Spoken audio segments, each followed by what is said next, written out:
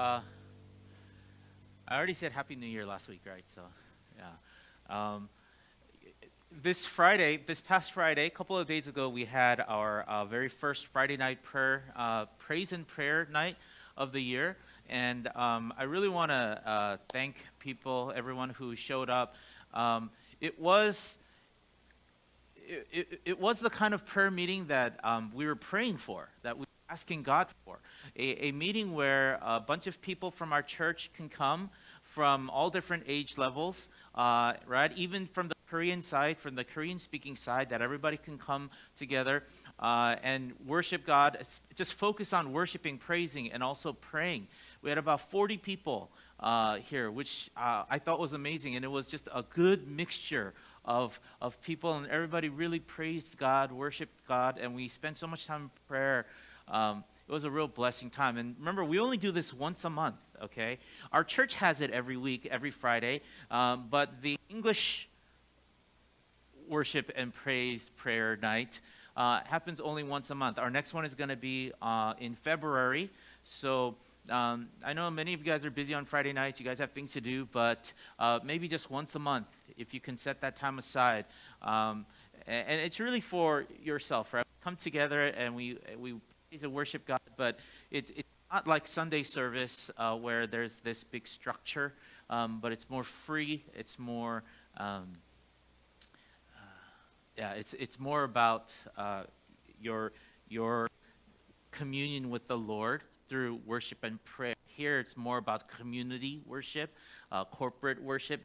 At that time, it's more just you praying to the Lord and worshiping God.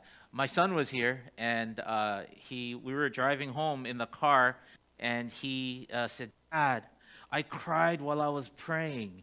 Yeah, he's very emotional. And I said, "Really? Whoa, that's great. What did you cry about? Why did you cry?" And he said, "Dad, I was so sad that you couldn't eat McDonald's."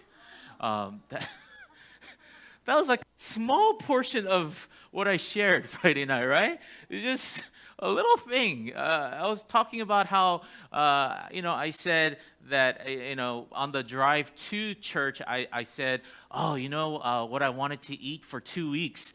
And my wife was sitting next to me. She goes, "I know." I was just talking about how thankful that my wife knows what I wanted to eat for the past 2 weeks, and that she knew that I had a wife like that, right? I was sharing about. Now, the next level would be if she knew it and then she actually bought McDonald's and brought it home. But anyway, that's something else. But that fact that my son was praying, and he just remembered, Dad wanted to eat McDonald's. So then on Friday night, after the worship, we drove towards McDonald's to go to McDonald's. But the drive-through line was way too long. It went all the way to the traffic light and then around. What happened that night? I don't know. There's like so many people. And my son really, really wanted me to go to McDonald's so that I could eat my Big Mac, but we told him maybe next time. But anyway, it was great. It was great. Next time will be in February, first Friday after the first Sunday in February. So please come to that meeting. And it was great having a combined worship team with our worship team and then the students from school and church. They all just, and I've heard several people say, "Wow, worship was so good today." I also heard, "Man, I wish we could sing songs we knew." The Korean side, right? The English side, we all know, but the Korean side. So we'll probably mix some of those songs in there so that we can all just... And I talked about accommodating one another, right? 배려. I talked about that during the sermon, and I think it's one of the things we can do as English-speaking community, to sing songs that might be older, but that are translated into Korean so that Korean speakers recognize the songs. Anyway, as Christians, our goal is to become like Christ, right? We were made in God's image, right? So we're created in God's image. So as we live this life on earth, we try to imitate Christ. We become more and more Christ-like. The Bible tells us to look at Christ, to see Jesus, right? And be encouraged by his life, strengthened by his life, right? To become like Christ. And so in order to do that, one of the things that we need to know is, what does Jesus care about? What is Jesus' concern? Who does he care about? And the answer is lots of things. But today we're going to talk about one of those things. One of those things that Jesus cares about, so that when we are more aware of what Jesus is concerned about, what he cares about, then we can also care about those things as well, right? If God is, on this frequency, on this wavelength, and I'm down here, I want to be where he is, right? And that's what I want to do. And so let's look at that. Let's look at Mark chapter 12. Mark chapter 12, verse 41. Mark chapter 12, verse 41. Keep your Bibles open today, because we're going to read from 41 to 44, but we're also going to read a couple of other areas as well. Okay? Mark chapter 12, verse 41.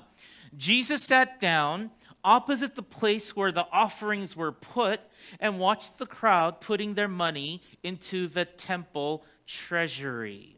Okay? So then Jesus and his disciples are at the temple. And at the temple, in a location that was accessible for everyone. Okay, in a place where, you know how the temple was divided into certain areas where certain people can go, but other people can't, and things like that. There's an area where everyone can go, okay? And the temple offering box was there, okay?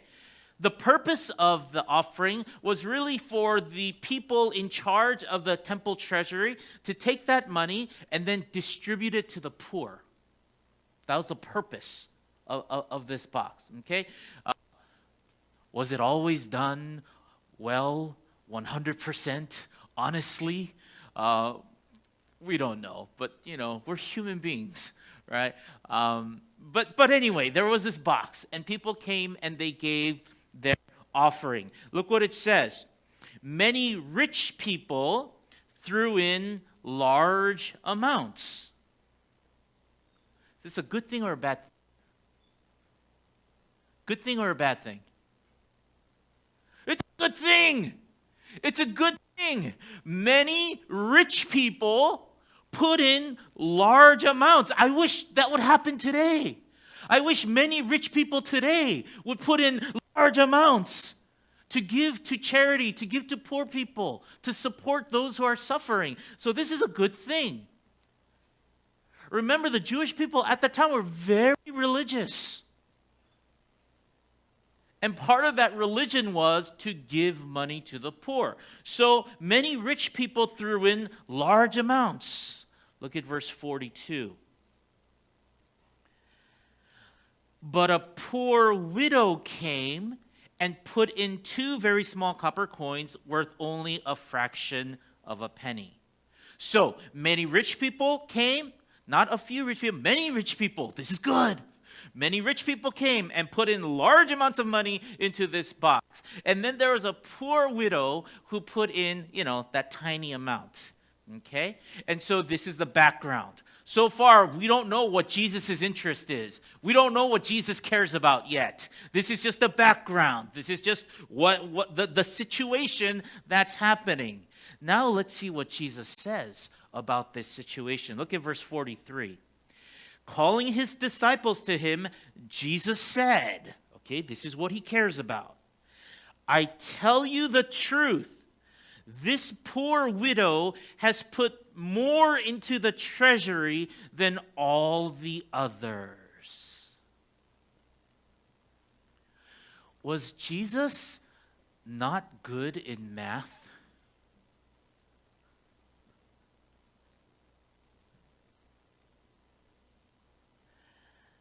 The story says that there were many rich people who put in large amounts of money into this box.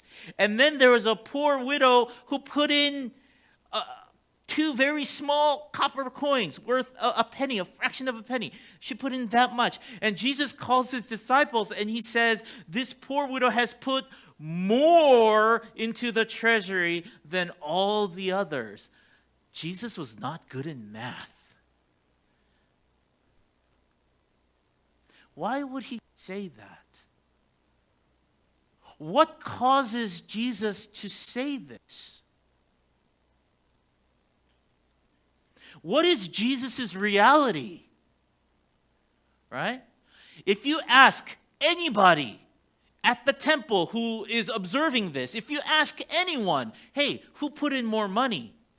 Anyone with eyes that can see will say, well, the rich people who put in large amounts of money. They put in more money. Reality. Look at the situation. But Jesus' reality is different. He says, I tell you the truth, this poor widow has put more into the treasury. Well, then, it's not that Jesus is bad in math. It's that what Jesus measures is different from our system of measurement. What Jesus cares to notice and see, to determine the amount of something, is different from what we use to measure and see. So what does Jesus see? Look at verse 44. They all gave out of their wealth, but she, out of her poverty, put in everything, all she had to live on. Hey, Pastor Phillip, this is such a famous story. You're preaching like it's brand new. Everybody knows this already. This is all common knowledge. Everyone knows this. Of course we know this. We know that Jesus looks at the heart. The Bible says God looks at the heart. God looks at the motivations. God looks at what's in our hearts. And so God was seeing what is in this widow's heart. What is in this widow's heart? Do we know? And how can we tell? We know what's in her heart, her actions. And her actions was, look what it says. Not that she just gave a small amount. It says that she gave out of her poverty. She was poor. Do you know how difficult it is for a poor person to see someone who is even poorer than they are and to give their money to those other people? See, most of us, we're so self-centered. We are so self-absorbed. When we go through hardships and when we go through difficulties in life, that's what we think about. That's what we focus on. That's what we see. And that's natural. When I'm going through a hard time, when I'm going through hardships in my life, it's natural for me to see only what I'm going through. And it's very difficult to see somebody else, someone else who is suffering. Jesus calls attention to this poor widow. Jesus cares about the poor.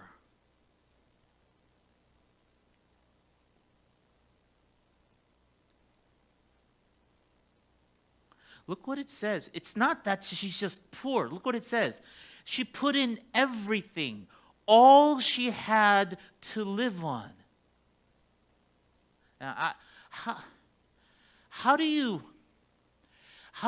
give everything that you have to live on? That means when you give this, you have nothing left. That's what it means.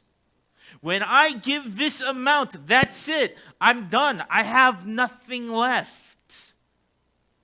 What kind of a person can do that? What kind of a person can take everything that they have and give it? What kind of person?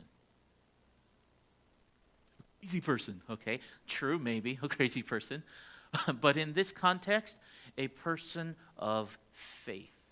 A person who trusts in God's provision. A person who trusts that God will take care of them. What does Jesus care about? He cares about our faith.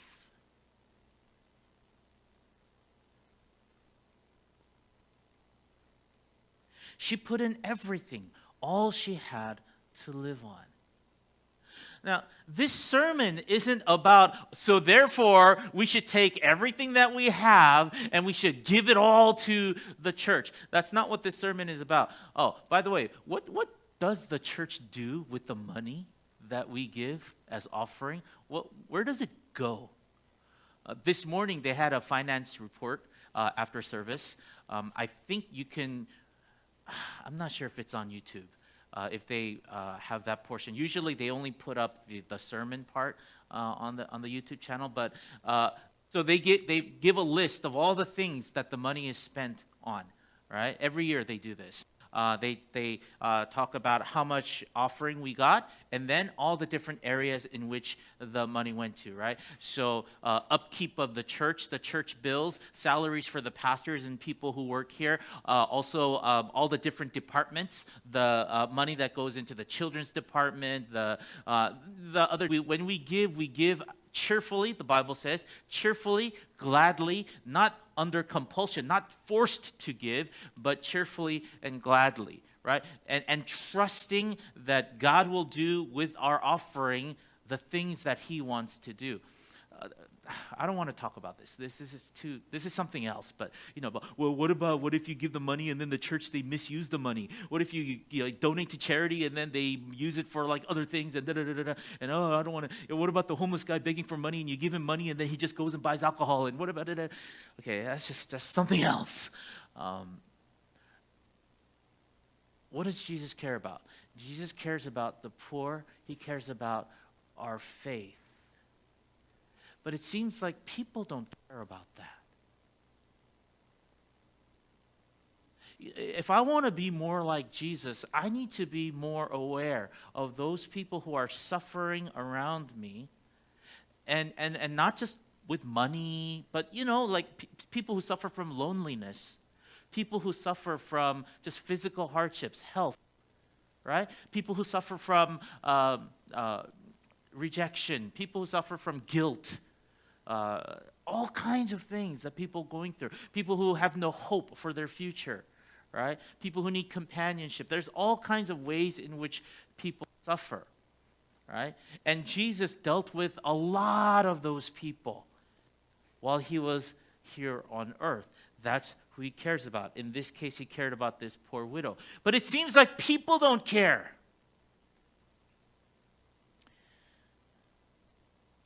Just before Jesus said this, look at the previous verses. In verse 38.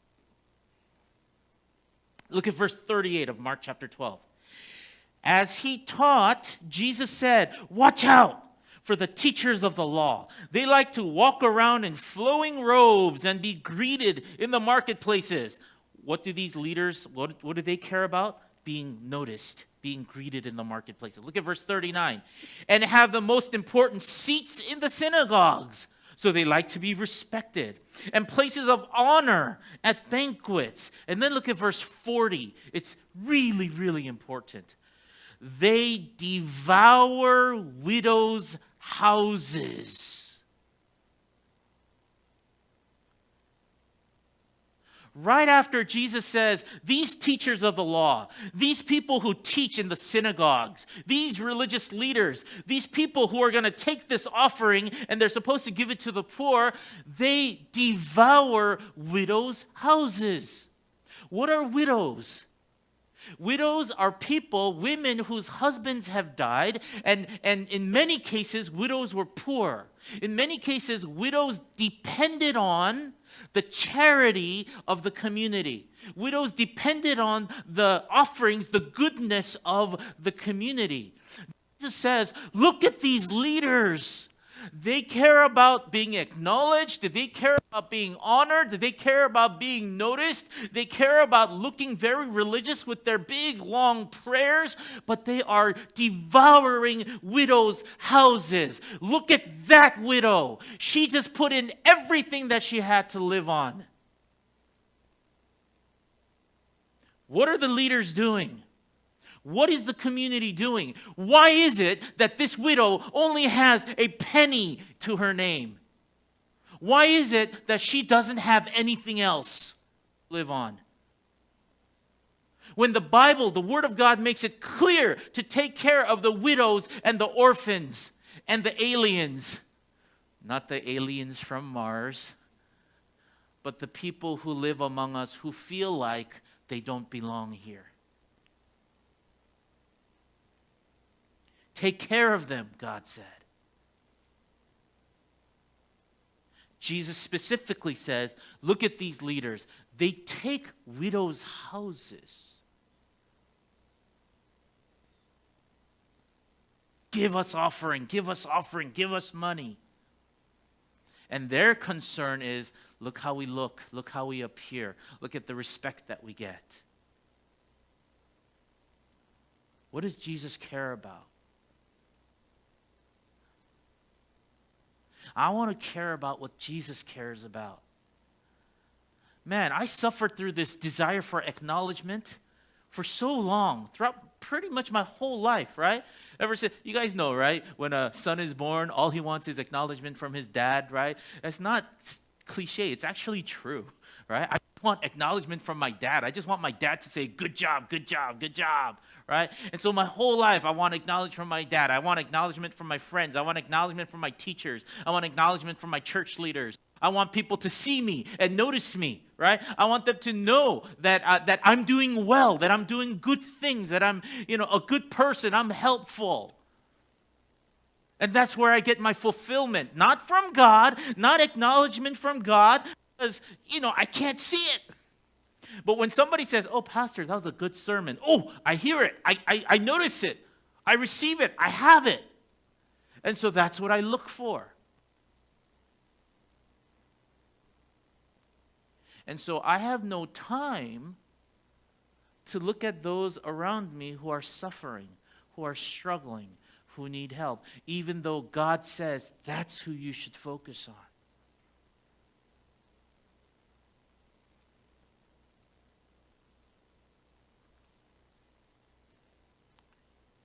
So then we hear this sermon, right? We say, yes, that's true.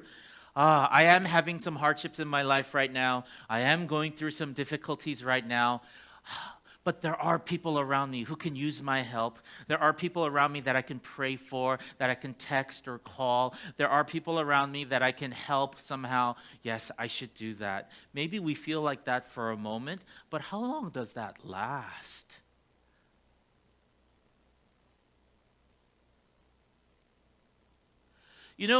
When Jesus tells parables and stories, when Jesus does certain things, many times the disciples react to it. Sometimes the disciples are confused. They ask Jesus, they say, Jesus, what do you mean by this? What does this parable mean? Or sometimes they ask Jesus, why did you do this? Why did you do this? Or why did you say this? Right? They react to what Jesus says and what Jesus does. What do the disciples say about this situation? Right? Jesus says, these teachers of the law, these scribes, they devour widows' houses. And then he says, look at these people giving the offering to the temple. Look at this widow. She gave everything she had. It's amazing. It's wonderful. Her faith and her devotion and her trust in God. But at the same time, why in the world is she in this situation? Why are you not following God's command? After the disciples hear this, what is their reaction? What do they say? Look at chapter 13, verse 1.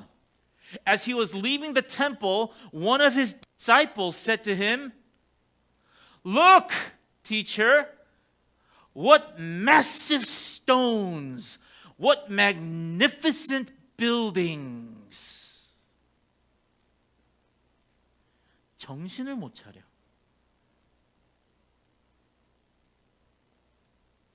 Jesus says, these leaders are devouring widows' houses, telling these widows to give money even though they have nothing. Look at this widow. She gave everything that she had. Now what's going to happen to her? And the disciples, instead of saying, oh, what can we do? How can we help? What should we do. Instead of doing that, they leave the temple and go, look at this magnificent building. Look at these amazing stones.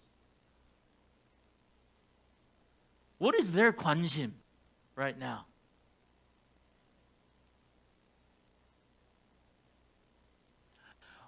Our sinfulness is so deeply rooted.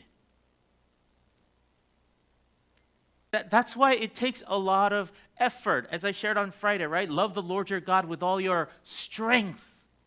Right? It takes a lot of effort. The Apostle Paul says, I beat my body and make it my slave so that it will do what I want to do, which is to glorify God. Follow God. I beat because the sin, it's there. And it wants to come out.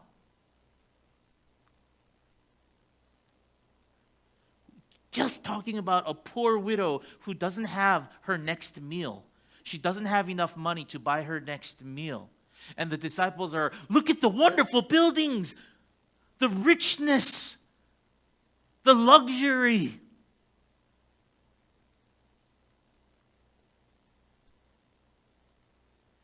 My previous church spent about $300 million to build their church. That's a rumor. It's around $300 million. What is that in Korean money? 100만, 억, 10억, 100억, 1000억, 3000억? My previous church spent $300 million to build a building. And I remember when they first built it, I had this sense of pride. This is my church, right? And I was walking outside the church, and there were these two young men in their 20s. These two young men, they were walking, right? And as they were walking, they were talking to each other, and one of the guys goes, 야, 이 건물 뭐냐? 뭐냐? And the other guy, 이거 교회래. 그래? 이 교회야? 와. And I was walking by, and I was like so proud. That is my church. And I'm a pastor. How stupid am I? How silly am I? If Jesus were to walk with his disciples next to this church, would Jesus say, look at this building. Don't you like this design? Look how many people could go in there. Is that Jesus' concern? Is that his care? I love this church. We have like holes in the wall back there. Like, what's up with those holes? What does Jesus care about? What should we care about? Where should our focus be?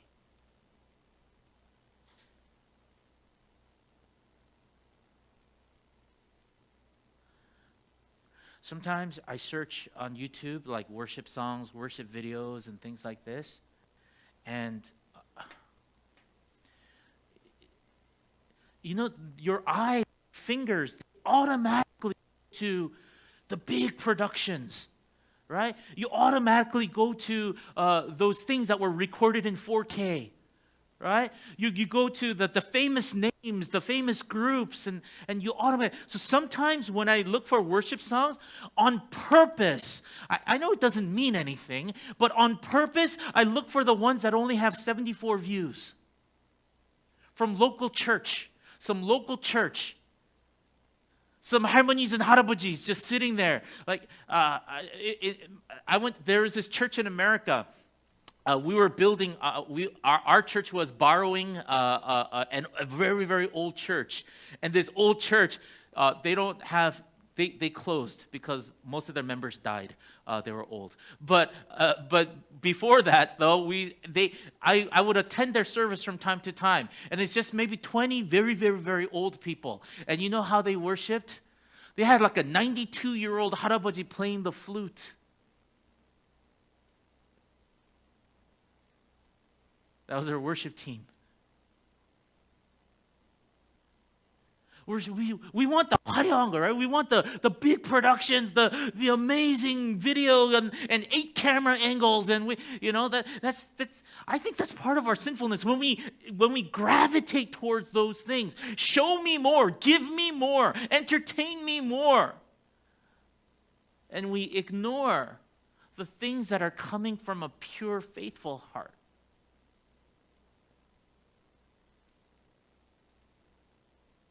I guarantee at this temple, when these many rich people were giving a lot of money to charity, that they got all the attention from everyone else, but not from Jesus. Sometimes I just click on those 2 people up there just singing an old hymn. It doesn't mean anything. It doesn't mean that I'm so holy, I'm so nice to like poor people. That's not what I mean. But just to practice, just to exercise intentionally, saying, I am not going to be lured in by fancy things, big things, as a way of directing the way I live my life. I'm such a hypocrite. As I say this, you guys need to keep me accountable. You need to help me. As I say this, do you know what kind of coffee I drank 2 days ago? Starbucks Reserve. The Hawaii beans. You don't know what I'm talking about because you just drink regular Americano. You're not fancy like me. These are Hawaii beans, venti, 13,000원 for a cup of coffee. God, I'm such a hypocrite, right? I just talked about, we gotta, poor people and all these things and nothing fancy, no 화려한, whatever. But when I saw on the app this Hawaii, and it was 13,000원. You know how if something's expensive, you automatically think it's so much better than everything else, right? The sinful desires. That you might think, well, what's so sinful about that? That's not sinful. You might think that, and you're probably right. It's okay to drink expensive coffee. That's right. It's not a sin. You might think that, but I don't want to be everyone else. I don't want to just 스며들어 where everyone else is and just be, there and just be a big clump of something. The widow stood out because she gave out of her poverty and she gave all that she had. That's why she stood out. Anybody can give when they have a lot. That's not special.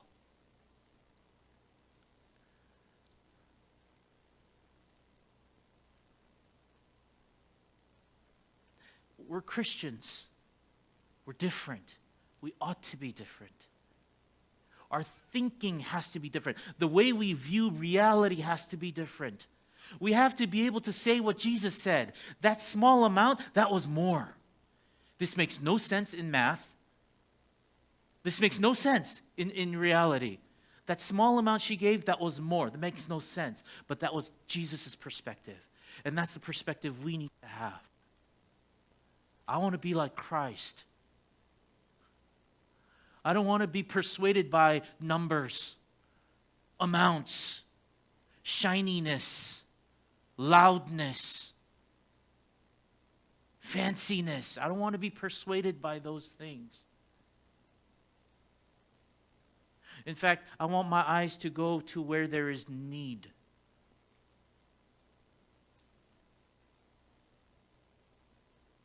Have you ever known somebody who was very needy, always needed help, always called you when they needed help? Hey, can you help me with this? Can I borrow some money? Oh, can you come and help me with this or be here with me? Or somebody who's very needy. Have you been with anybody like that before? Right? At first you feel good. Ooh, I'm needed, right? This person needs me. But after a little while, how do you feel? You get a major case of 귀차nism, right? Like, oh, stop calling me. Stop. Why are you... That's us. That's human beings. You know, we like 적당한 neediness, right? Yeah, I'm helpful to you. You need me, I'm helpful to you. We don't want somebody to always say, I need you, I need your help, please. Because after that, they what? You change your phone number or you block their phone number. You do these kinds of things. Oh, you look at their text message and pretend you didn't see it, right? You do all kinds of things because we don't like needy people. How does Jesus respond to needy people? Look at us. Look how we behave towards God. Every time, God, I need you, I need you, I need this, I need that, every single time. Does God say, 귀찮아? You know old Korean prayers? People, when older Koreans pray, you know pray, right? It's always, 주시옵소서, 주시옵소서. Give me, give me, give me. And then, if it's not 주시옵소서, what do they mix in there? 원하옵나이다, 원하옵나이다. This is what I want. This is what I want. How does God respond to that? Does he say, 귀찮아, no more. Take care of yourself. No, he doesn't. He answers our prayers. In fact, he tells us to come to him. When you have those burdens, when you have those needs, he says, come to me. That's what Jesus is concerned about. That's what he cares about. In essence, Jesus cares about you. Let's care for one another. Let's care for those people who are in need around us. Let's pray.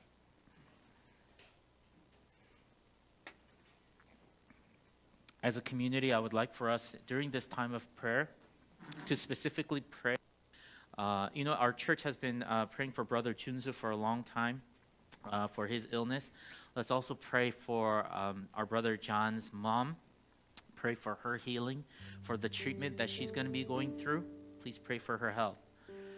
Pray for Joanna's dad who got into a car accident. Pray for their family, that the surgery would go well and that they would be completely healed. It's one of the small things that we can do as a community of God. We have our own needs, of course. We have financial needs. We have needs in our health. We have relationship needs. We have lots of things that we need as well. And Jesus knows it. God knows it. And he's concerned about that. But he also wants us to be concerned for one another. So let's pray for our brothers and sisters who are in need.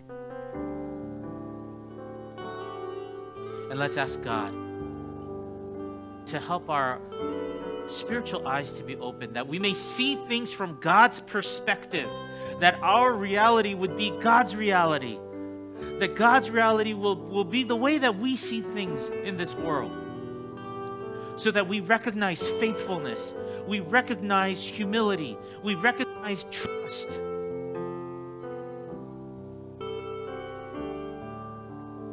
Let's pray for our community. Let's pray.